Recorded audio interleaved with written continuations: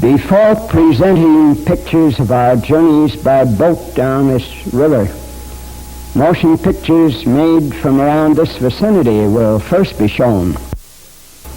They will give you an idea of how we became interested in that hazardous river journey. My brother and I were exploring the canyon, our photographic work here, 17 years before this became a government park. Long before the hotels were built here, Kolb brothers are the oldest residents at the canyon. It seems strange when you think this country was seen first by the Spaniards 44 years after Columbus came across. Nothing much known of it really until after our Civil War, when Major Powell attempted his journey by boat down the river. We gained our first knowledge of the currents of the river below us in our early days, swimming animals to pack provisions, get into the side canyons reached by boat in most cases only. We can swim them in lowest water only. The river is 40 feet in depth here in low water, 400 feet in width, gets up 100 feet deeper during the runoff. Around this animal's neck is an inflated inner tube for a life preserver. The horses will swim, but the bulls always fight, dragging back, turning over and over under the water. The burros would rather drown than please you anyway. The current on this side is a huge whirlpool or eddy dragging us upstream to the right. We must get through that, be swept down along the opposite wall, 400 feet, dodge in a little cove just at the head of some treacherous rapids. Many men, many animals have been swept by and drowned over there in the attempt. This was a crossing of 2 horses and 4 burros. The government employed us to cross for them when this became a park. On one occasion, the mule got his feet in my boat, throwing us over him. It's more of an exciting piece of business than the picture portrays an account of the waters just below. Not to make our landing over there means to be swept into the rapids shown in the next. Watch carefully in the upper left-hand corner. There goes my boat, and I lose an oar. Not a very good feeling. This is all going on below us at the present moment. Then we show our second method of crossing in our early days.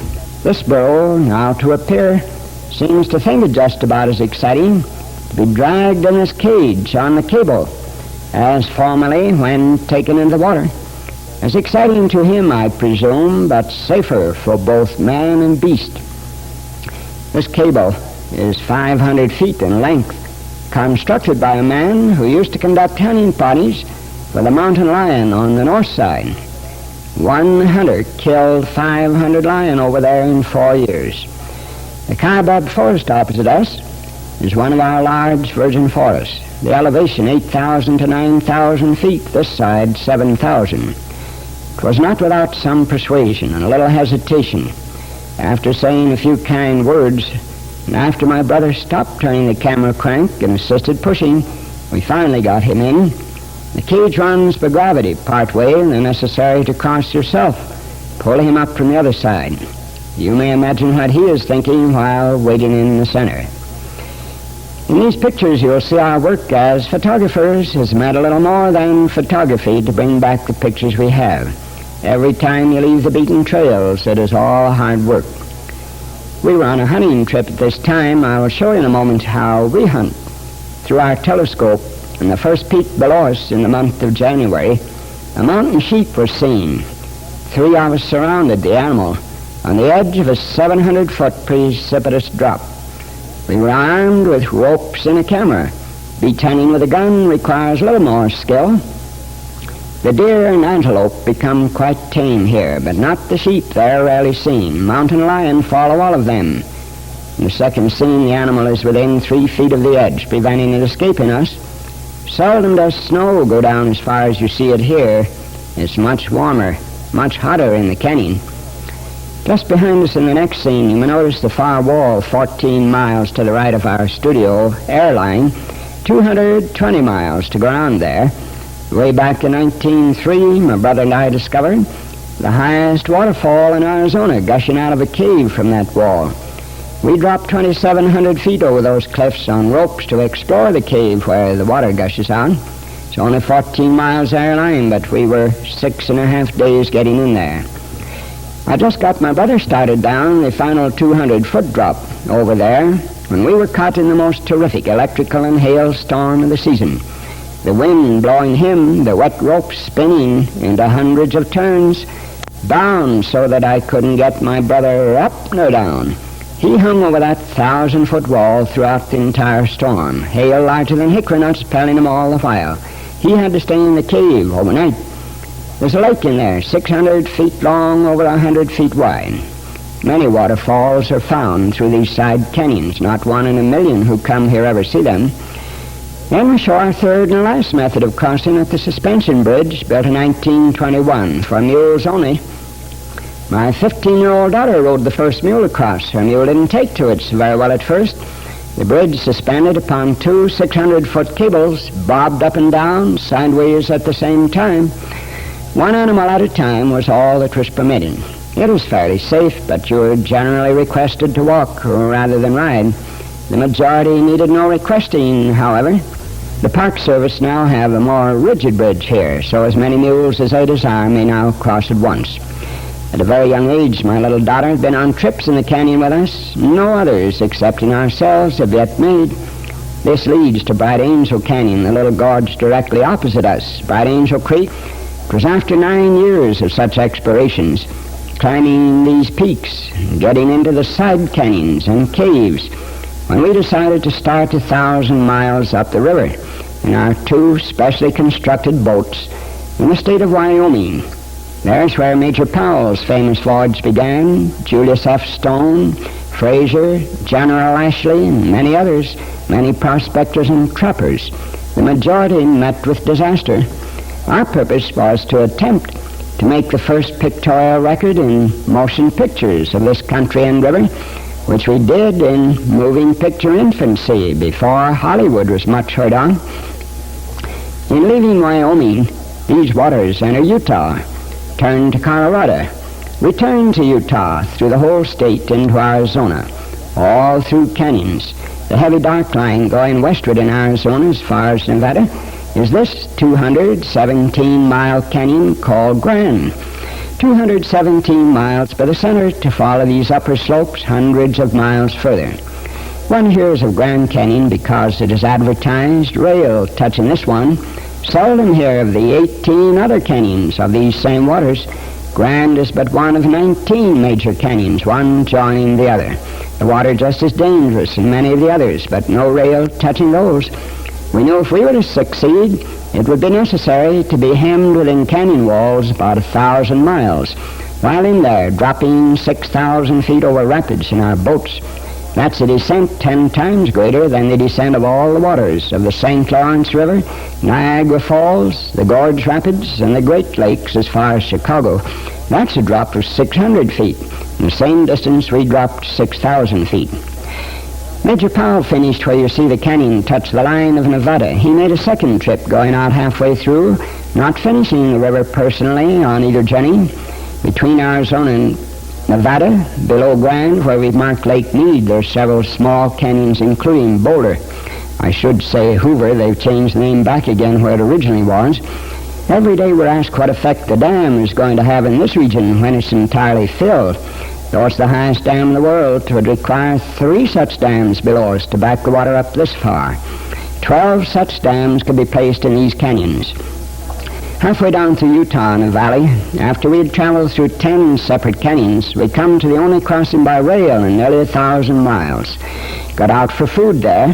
There started the attempt of most other parties you probably have read of, including the Brown and Stanton expedition of Denver. They attempted to make a railway survey through this gorge. They were next after Powell. Russell, Manette, Best, Eddy, Neville, also the more recently lost party, the Hyde party.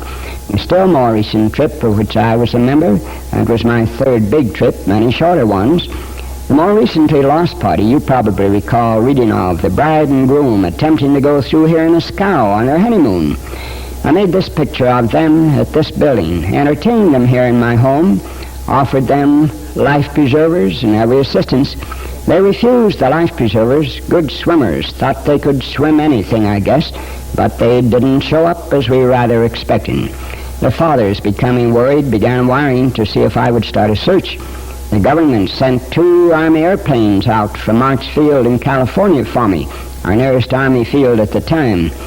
The first time a plane flew up the inner gorge right over the river, I flew as observer with Lieutenant Adams. Adams on my left in this. He spotted a boat, dropped into the narrow gorge with his old plane within 50 feet of the water, that I might see if to the right one. It proved to be. We returned here, landed. I proceeded to the west to Diamond Canyon, my nearest side canyon of entrance to the scow as we saw it.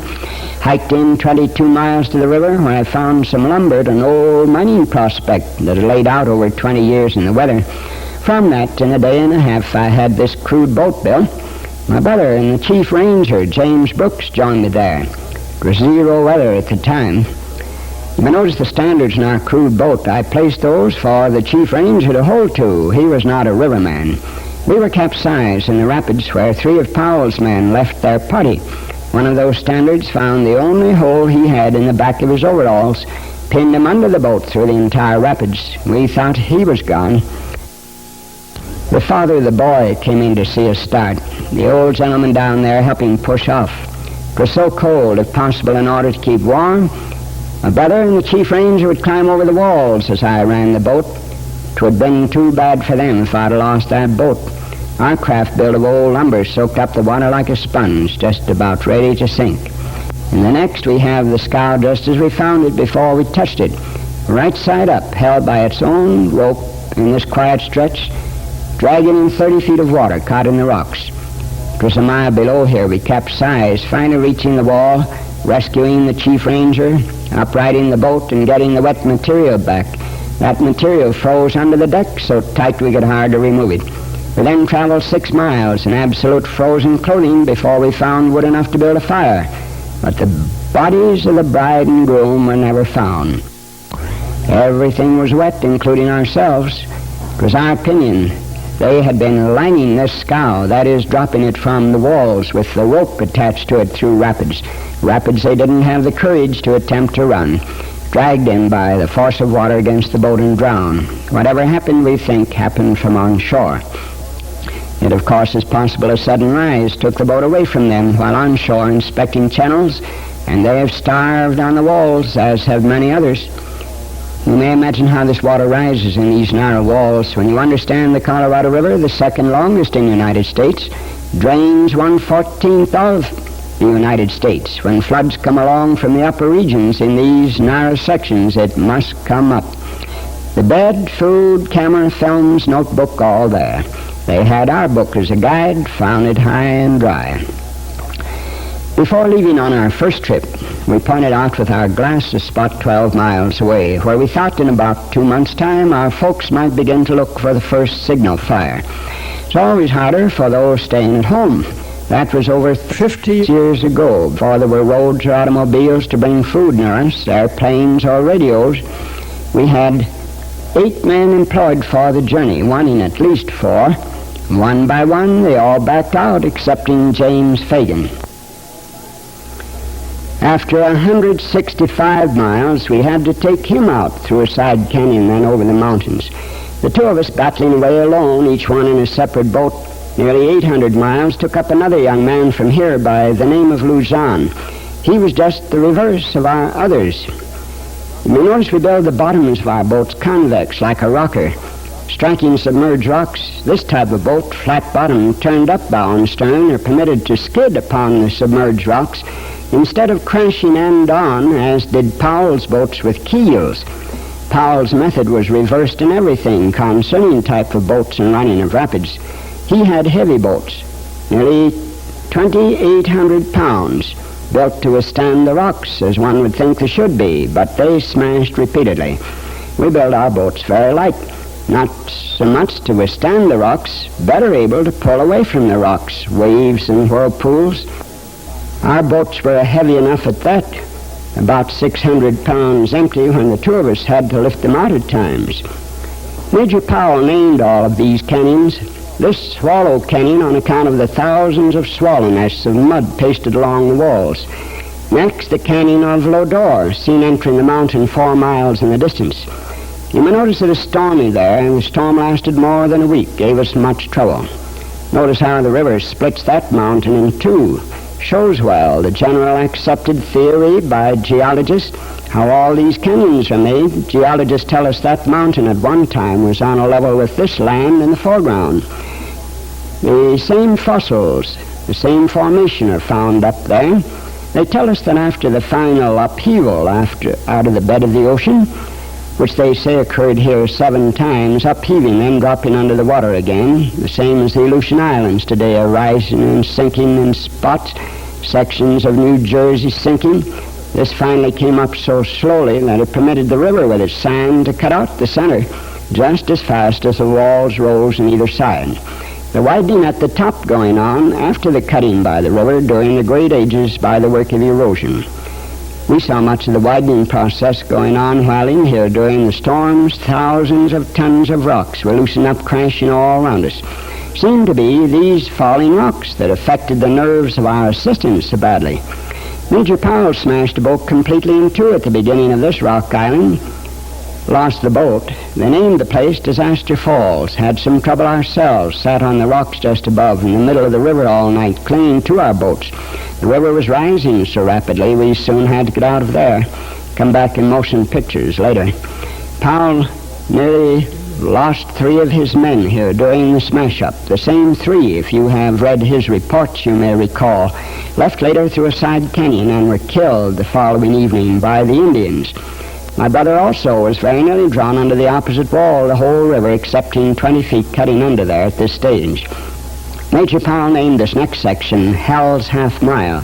The river jammed with rocks and trees. There were no channels, the water running under them. Over our heads at the end of that huge tree in the distance, we nailed skids to the upright log. The 2 of us had to lift the 600-pound empty boats out and over there. Ran them empty the remainder of this, but carried the 1,200 pounds of material load by load, climbing 200 feet above and a half mile along the walls, where Powell with 9 men dragged their 2,800-pound boats, as they did around more than 100 other rapids. Powell records about 1,000 rapids. Through a little slit in the wall 3 miles from the river, 155 miles from rail, on the corners of Colorado, Wyoming, and Utah, the only ranch in that country was found. Went there to see if they would assist taking our assistant that 155 miles over the mountains back to rail. The strongest man of the party physically lost his nerve entirely, the last of our 8 employed. They said they would take him part way for us, provided we helped them swim some horses. From a secluded pocket in the wall we hadn't noticed before, with the 8 of our boats helped swim 8 horses and a colt. And afterwards the others were informed that we had just helped these people to steal the animals. For years this has been a rendezvous for outlaws. Starting away up in Wyoming on the Green River, the water well deserved its name up there, beautiful and clear, but it didn't last long, soon begins to pick up the sand and sediment. Everything under the decks of our boats, the only open compartment where we sit to row. 1 man at the oars. Powell had 3 men at oars, 1 at the stern with a sweep oar, the other 2 pulling bow first with the currents. No wonder they smash so frequently. We turn round as a rule and a rapid stern first, facing downstream but pulling upstream, checking the velocity as much as possible. The townspeople up in Wyoming came down to cheer us up a little with tales of many others they had seen leave and never been heard of. There were no rapids for the first 60 miles, just swift water. Ordinarily one thinks of a swift river dragging you downstream only. In the second or third scene, in the upper left-hand corner, you may notice my boat drawn this way across the river. These currents drag you sideways, upstream, in every other direction. Millions of whirlpools and boils. Thousands of these exposed rocks, thousands just under the surface, which are worse. The food is under the decks. The food problem is the great problem. You're many miles from food, so must stay with the boat. Just below you may notice the little whirlpool hold this boat, strike the huge rock twice. The next instant it may be a boil there, strong enough to overturn it. The character of the water is ever changing by the slightest rise or fall. The next day a flood was over this huge rock. And right here is where General Ashley and his party met with disaster. We had lined all material to a safer camp where Powell lost his first boat, now about ready to drop our last boat to a new camp. Our assistant on shore, on account of his condition, which at this time seemed pitiful, my brother thought best not to have him in the water helping. Hearing a call and looking up from the camera, found my brother not only alone, but swept from his footing, fast being sucked into lower Disaster Falls, where Powell met with disaster again. This is extreme low water at the start, the lowest in years, but as soon as floods came upon us, we found the river unable to spread on account of the walls. It comes right up. Drops as rapidly, leaving these rocks covered with a thin skim of slippery mud. We fell repeatedly. We would always run to the end of rapids if there were shores, before entering with boats, or climb over the walls to investigate looking upstream from below. But frequently the walls are perpendicular mile after mile, preventing that. If one can reach the end of rapids, as in the next, facing upstream by the action of the water enables you to pick out rocks and channels not visible looking downstream, for the reason, from now on this river carries so much sand and sediment, one cannot penetrate this water with the eye a quarter of an inch beneath its surface to pick out rocks. Another danger of the sediment, it is so fine, when thrown out of your boats, it absorbs immediately into your clothing, weights you down. Seldom do bodies rise that are drowned in the Colorado with clothes on. We stationed our assistants safely on shore to turn the crank of the camera as we lined the boats. Going a little cautious at first, didn't endanger him at all if it wasn't necessary. Frequently in looking up would find our assistant forgetting all about the camera, with his head towards the ground, sobbing like a child. Seemed to be the falling rocks during the storms that affected his nerves so badly. Men have become insane in the attempt of this journey during the hardships. The roar of rapids at nights rather harden the nerves. Not unusual, though, to see men lose their nerve. We see that every morning when astride good big mules by our building going down this boulevard of a Bright Angel Trail. With the women, it's always fear, but with the men, it's always heart trouble. Another danger is getting crushed against the rocks by your boat when turned over. That occurred to me almost within sight of home. Close enough, my wife and little daughter witnessed the affair before it was over. I stood injured on a rock in the middle of the river, the water lashing over my knees and slowly rising all day.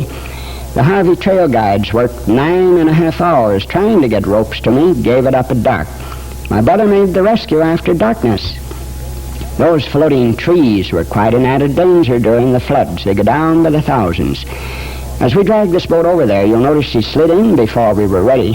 One must stay with the boat. At this time, we didn't realize our success on a photographic venture would later be the cause of the government calling upon us to pilot the Geological Survey through. It's all hard work. You cannot stop to rest, much the food fast giving out. More men starve in the attempt than those that drown. Not quite as hazardous since we surveyed the river, more known places to get out now, with the maps, airplanes, radios, new trails, new roads. Even so, even in this late day and age, with all the modern conveniences, parties making any small portion of the river. By the newspapers, one might think they were Christopher Columbus. For a little extra sport here, I'm riding the bow of my boat, holding the old-style 50-pound hand-crank motion picture camera down with my chin facing my brother. He finally thought the best picture would be the expression on my face, as I nearly slid off with my camera, trying to obtain the second portion of this picture.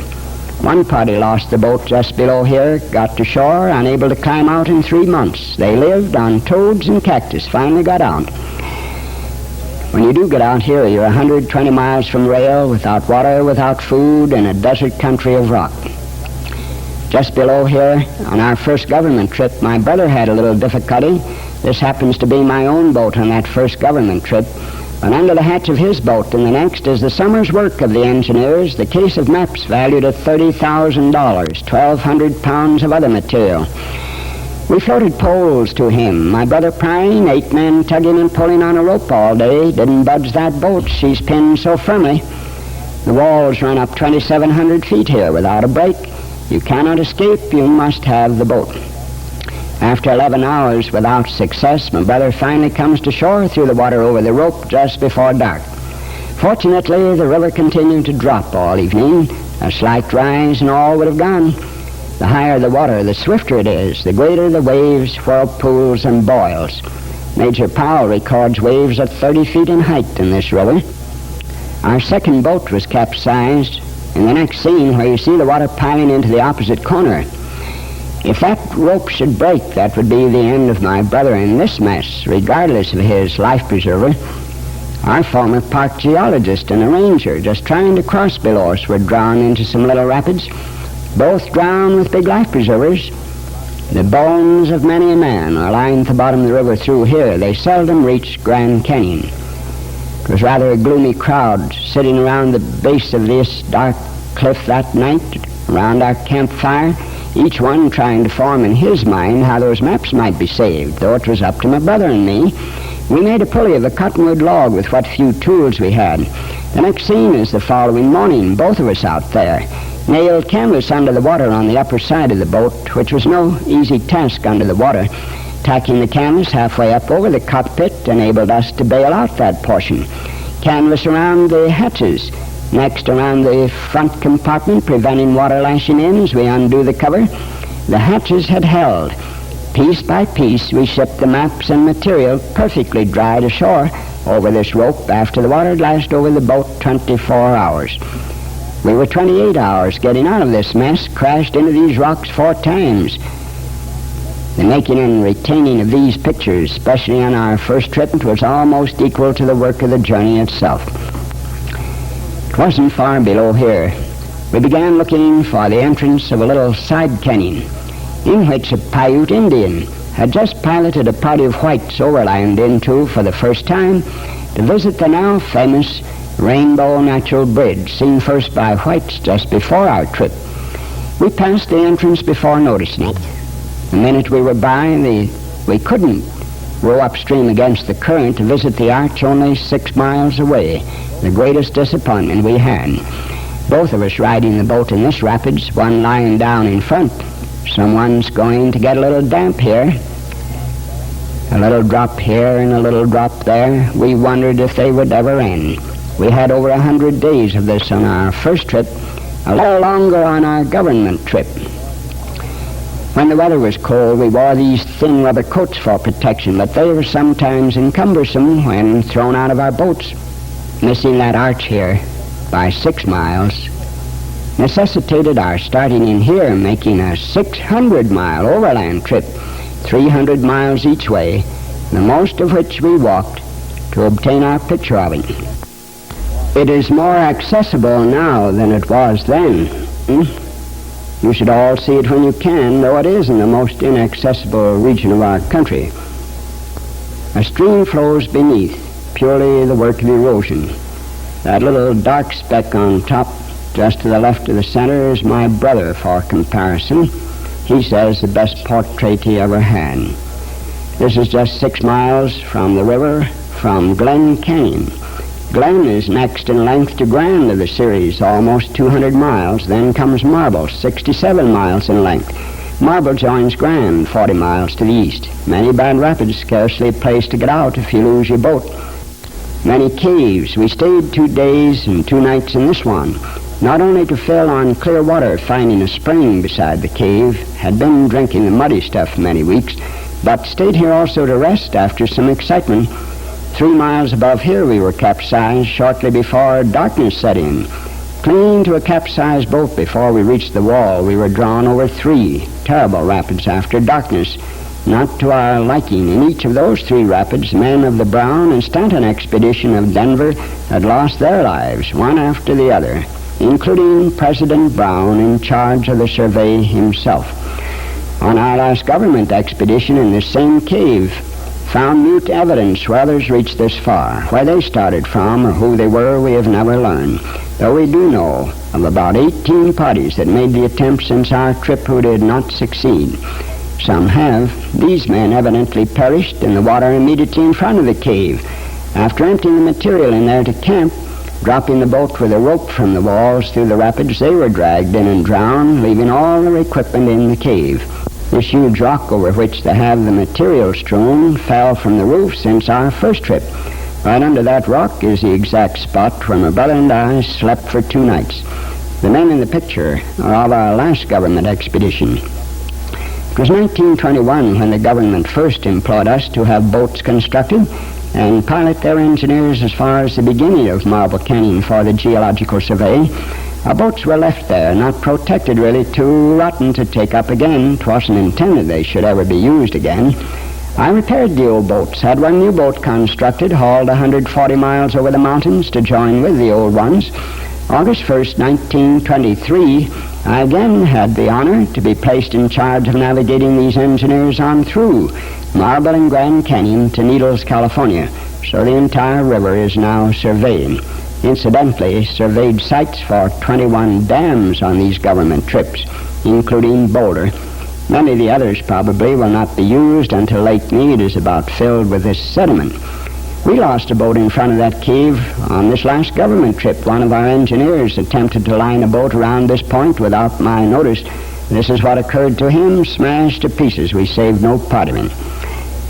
In leaving Marble on our first trip to Winter Grand, it was storming, snowing up here, raining on us, clouds hanging between, thundering and lightning at the same time.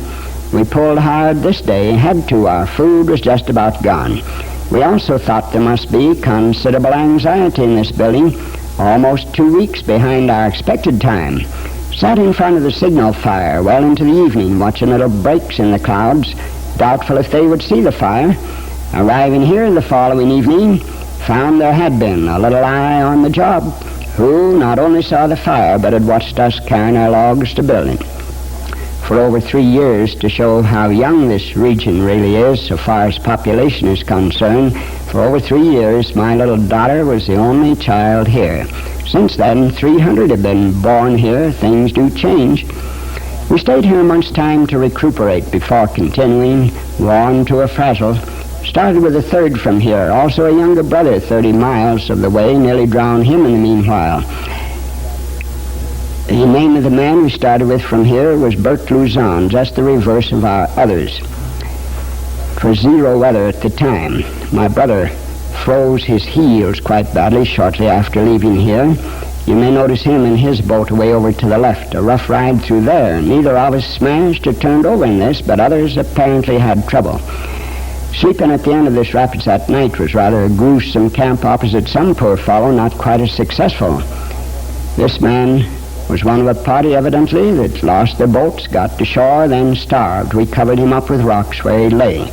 There were newspapers in his pocket, a pipe, a pocket knife, but nothing of identification. 5 others have been found since our trip in a similar position who did not reach Grand Canyon. On Christmas Eve, it appeared as though the 3 of us might someday be found in a like manner. It wasn't the first time, but on Christmas Eve I was carried upon such ice-filmed rocks.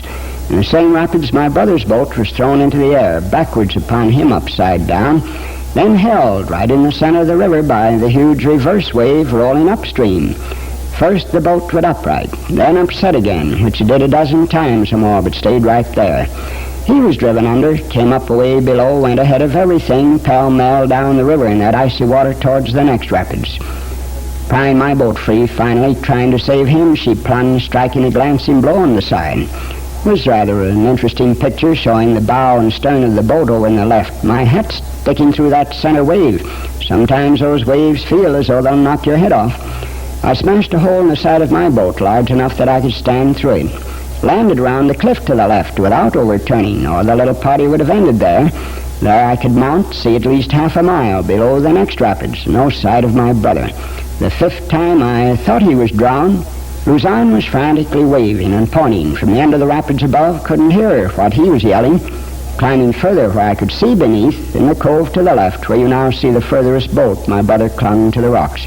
Good I hadn't attempted to pull into the next rapids where I thought he had gone, his clothing completely frozen before I could reach him. This was the 2nd time motion picture films were used for fuel. Luzon dived in the icy water, swam out, saved the other boat before she entered the next rapids. No easy task to get across to us. The river much higher the previous evening, much swifter, dropped during the night. With a big smile, he said, "Young fellow, business picking up, but we're losing lots of good pictures." We must give Luzon all due credit for his assistance. Fortunate that the river did drop during the night so we could get out of that cove where you see the furthest boat. We sat on the rocks all night. Had it been a slight rise instead, we would still be there. After repairing the whole Christmas day, as our food was low, we were soon on our way, soon coming to a beautiful side canyon, large enough to contain Yosemite Valley nicely, but which you rarely hear of unless you fly over it, in which there are several waterfalls running the year round, 3,000 feet below the rim in this little canyon. One can reach the spot by trail only. Live the only Indians in the canyon, the Havasupais. In the next, the big chief is taking a sweat bath. They treat all ailments alike. Heat rocks throw in there, sweat themselves, then jump into the cold water. Here a while back, during an epidemic of measles, by the treatment, in less than 2 weeks' time, 60 were dead. 200 or thereabout remain today. On our first government trip, as my brother piloted the engineers into Cataract Canyon, with an assistant, the two of us climbed 1,300 feet up these walls to get out on a point to photograph the boats entering the Colorado River at the junction of the Green and Grand after we had traveled about 400 miles on the Green. But finding the country on top split with hundreds of crevices, we were prevented. As far as the eye can see, a land of standing rocks, huge crevices running between. We decided to let our party know that we had reached the top in safety. You may imagine the splash of a little log we dropped below. The weird solitude, great silence, and grim desolation seem more oppressive to us around here than at any other spot, unless it may be the end of the river. In the second scene, you may notice the river at the bottom. Also notice the 1,300-foot cliff to the right in the next. In a moment you'll see we're simply looking through one of the numerous crevices splitting this point. The left-hand side enters at the top. Beneath us, the Colorado River. Turning round, peering through this same crevice in the other direction, one looks upon the Green River, the whole country split with these crevices. It was such which prevented us reaching the end for the picture we had worked so hard to climb up here with our heavy ropes and cameras. Our old-style movie weighed about 50 pounds with its tripod. A land of desolation. Some we could cross, but they finally became too wide, as here.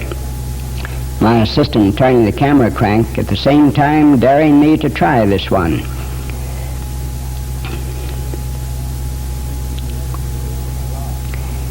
With the aid of a log and our ropes, we dropped on down through the crevices, finally reaching our party. They had already gone over 6 heavy rapids, found them just at dark.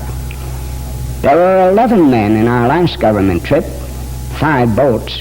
We lost 1. It was my duty to run the first boat to have at the end in case of accident to the government engineers. Semaphore was used to signal back to the other oarsmen the position of rocks and channels from below, not visible looking downstream. Semaphore proved to be one of our great assets, saved much time. Colonel C.H. Birdseye, Chief Topographic Engineer of the United States, was in charge of the surveying end. Mile after mile through here.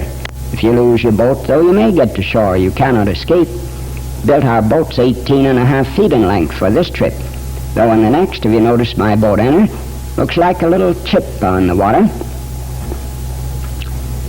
I was capsized in this next big wave. Colonel Birdseye estimated I came up 150 feet below here.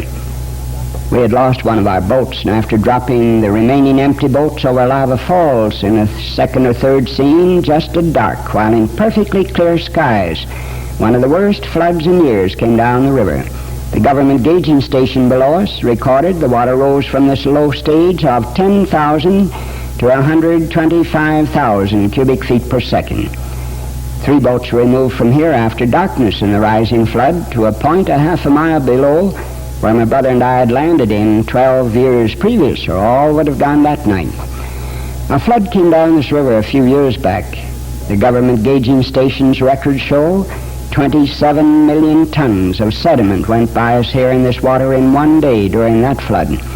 When one considers 1 million tons, as goes by every day on an average, representing 80,000 railroad cars a day, just multiply that by 27 for one day's work. All emptied into Lake Mead now. And the next, the boat enters way up on the right, and just below here the engineers capsize. We didn't endanger them so much, always had boats below first. And the next, we're rescuing the boat and crew, the engineers on the bottom being dragged to the other wall. Then you'll notice the men on the left getting ready to assist before they're sucked into the next. It's quite a different feeling, having someone below first. Then the repair. This government trip terminated at Needles, California. In our last scenes, we are continuing on down to the end. In the next, notice the beach where the water lashes up. Shells deposited as if deposited by the tide the previous evening. Within 100 feet, it appears as a vast lake. Instead of a lake, this is the Grand Canyon material smoothed out by the Colorado River. During the river's 3 months flood each year, when it covers this sediment of its own deposit, and high tide backs over from the Gulf, it leaves a little salt, causing one of the most desolate deserts in the world. The most wonderful mirages, lake after lake, but not a drop of water. My friend there now walks upon the water. The Gulf used to extend all over this, away up halfway across the state of California. The river entering on the Arizona side of the Gulf continued pushing its sands across, cutting off the upper end, leaving an inland sea. That little sea evaporated, leaving now the fertile Imperial Valley of Southern California, with the upper end of the old Gulf still remaining at the bottom, 200 feet below sea level now, called the Salton Sea. In the second scene, we're pushing a little of this canyon material into the river just as it enters the Gulf of California in old Mexico. As far as Needles on our last government trip, one of our great assets was the 250-pound Polish cook, and I had to carry him in my boat. I weigh 110, but he was the life of the party, so we will not leave out our cook. We had no cooks in our first trip excepting ourselves. Every day we'll ask what was accomplished by all this hard work. The next scene shows a little of the accomplishments, standing on top of Boulder or Hoover Dam with all the valves open at once. The only time in history this can occur. In that huge cage to the right, held by those cables, are 30 senators, representatives, governors. They were not expecting the wind to change, and did they get wet. This is the power of the Colorado going on below us at the present moment. In a short entertainment, it is impossible to give the details of a trip lasting over 100 days to those further interested. From our daily notes kept carefully by both, we have written our story in book form with 100 of these pictures. Macmillan are the publishers, which speaks for itself. Owen Wister, the author of The Virginian, writes a beautiful foreword to our book. It is far more thrilling than fiction, yet authentic from our daily notes. Not technical, the ideal book for the young, yet it's in Einstein's library. 2 of them were in Edison's library.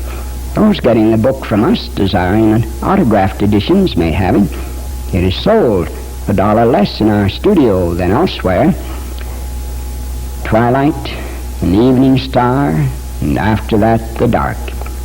May there be no moaning at the bar when I embark on my next trip. We show these pictures each day. Many buzzing into the canyon for a few hours only do not hear of this. If you enjoyed the pictures, we will appreciate it if you pass it on. And I wish to thank you for your attention.